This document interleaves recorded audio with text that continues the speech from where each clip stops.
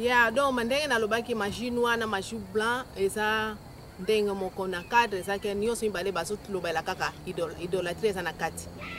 Nakopesa bino exemple neti ya Bible neti Simoni oyo aza kosala bimpanganza wana ya magie. Simon le magicien. Oyo ya Bible wana.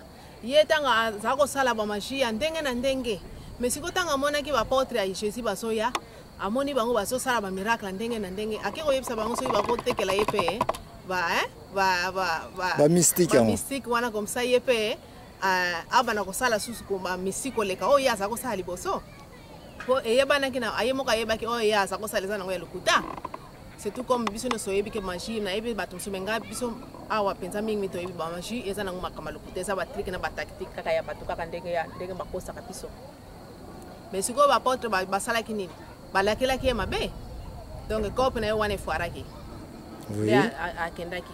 Sikoyo soki na longo wana na kesi ko na Bible kaka lisusu Moïse Pharaon na Moïse. Tango Pharaon alinga abimisa ka banyoka na wana machine wana salaka.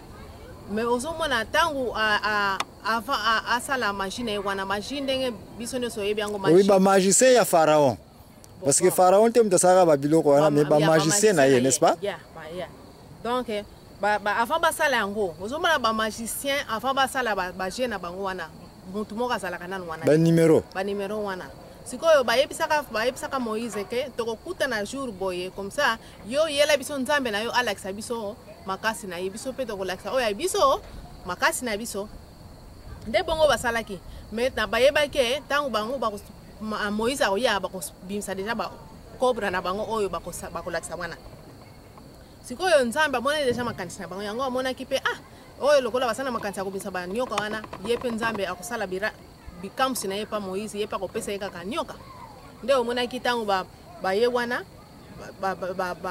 magicien na ye wana bongisa deja ba nyoka wana ba nyoso wana ba. Oui, déjà préparé parce que un magicien se prépare. Place même magicien donc on ngolo ke magicien avant asala makambo na azwaka tana ye parce que olobi ke bayokanaki jour bakokuta na po balakisa na ba preuve qui yango pe sala ka ba magicien partout au monde nokuta o ngape na wana ba numéro na yo pe yaka na ba nini na ba numéro donc ngolo ke jour ngo ba prépara ka déjà ba nyoka na bango en avance ke tango ya biso place ko kangela ye Moïse ko vraiment so to ko bimisa ko yango yo.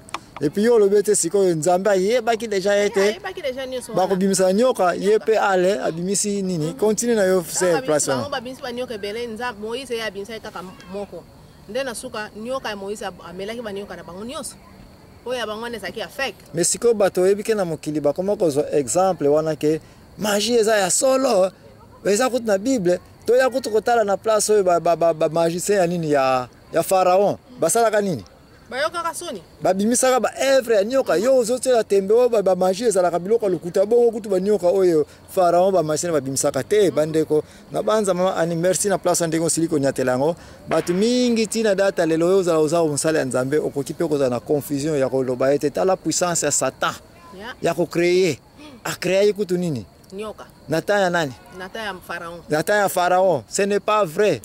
Égypte banda taya kala tina data lelo bazaki batumo balinga ki mingi ba magie e ba magie o balinga ki mingi bazako sala ngona ba cobra ti lelo soke na ba Inde na Égypte nyoko ba bengi komba cobra ba boko la yango parce ba bini sakaye ba betle ba flûte nyoka ngo peza ko bina batu bele ba kufa likolo ko simba ka ba nyoka oyo mais magie wana ezalaka magie te ezalaka pe ba nyoka ba bimisaka yango te ezalaki ba nyoka ya bango moko cobra depuis qu'en Égypte avant tout temps ba Moïse ezalaki déjà elembo ya ba magie ya relaxa ba force na yo donc ezalaki vraiment ba vrai nyoka naturel ezalaki fabriqué te Satan pete mutasala bango eza ba nyoka penza nzambe asala ba nyoka ngo bazaki na bona carton na bango soit na boîte na bona place magicien sala ka ba trick na ba tactique na okoki ko ya wana te plus ba yaka avant ya okomona secret na bango okomona secret na bango ozomona neti ba magie blanc wana bango tango avant babanda okomona avant même na side effect wana avant batu bakota okomona déjà ba biloko na bango installation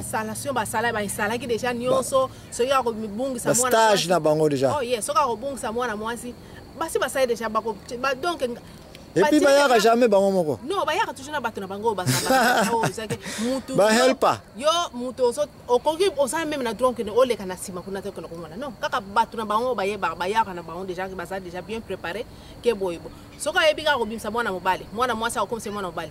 Baje wana niyo so basala. Bazui déjà mabulu ba na place wana mabulu ba kote déjà carton. Na stage wana. Stage wana. Mwana mwasa mobali abo maki déjà. Yo mwasa na okotale. Ba lekisio na kati kuna le mwana mobali aleki. Merci maman Annie. Donc ça bongo. Déplace wana. Déplace wana olobeli ya makambo.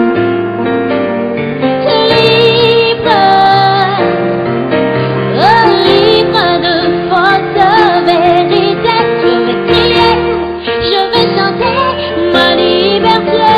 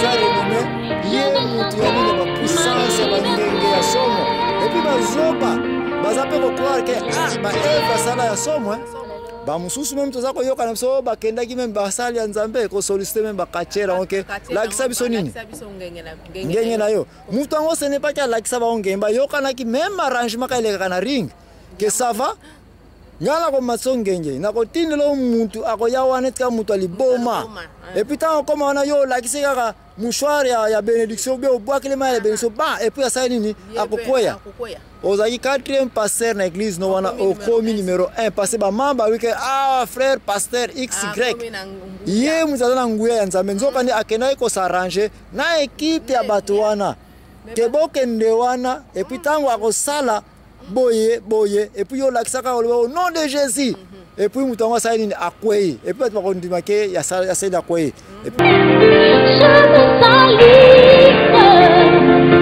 libre aujourd'hui, libre demain, et à jamais.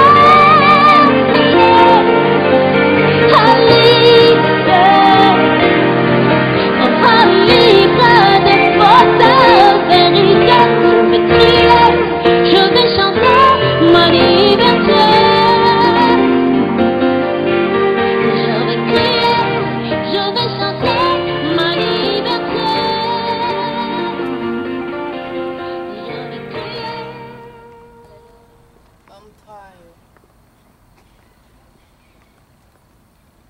ba magia solo ya ba mindele na koyipe koyepsoke même en Afrique ba tebele basi bazui puissance ya babiloka boye par exemple il y a des kachero bazali bien répété na niveau ya Congo o to kobimisa kombo te me batu nyonso ba yebi les grands kachero o sala ba magie ba kisi ndenge na ndenge batu mingi bakansake kachero ngo c'est un grand magicien mingi bakansake aza na ba kindoki mingi bakansaka na ba kisi ce n'est pas vrai c'est un kachero où avant même akwe ça na patte Déjà bayokanaki na bango déjà na moninga na ekacher ke tango koya wana poto sa po matsanga ngenge mbongo tokokotsa tokokabola mais po bato baya ya trop baya komona ba puissance nanga ba mystique nanga tana kolakisa comme ça piba yo sala nini yo tala likolo tana ko betoka passe dans les vidéos sala nini koya tana ko kanga yo na bigale na teo na mabele wana baniko fina yo bato bakoya ko intervenir oyebisa déjà bato na kiboya na michopo ya nini michopo balata déjà kutango ya ngulu ya mususu ba lati déjà ngo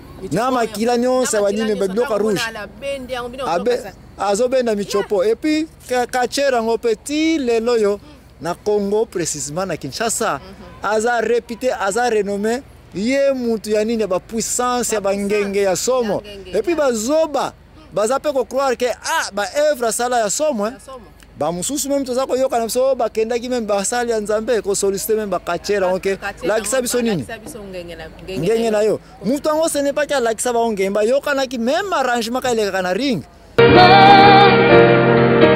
un livre de force.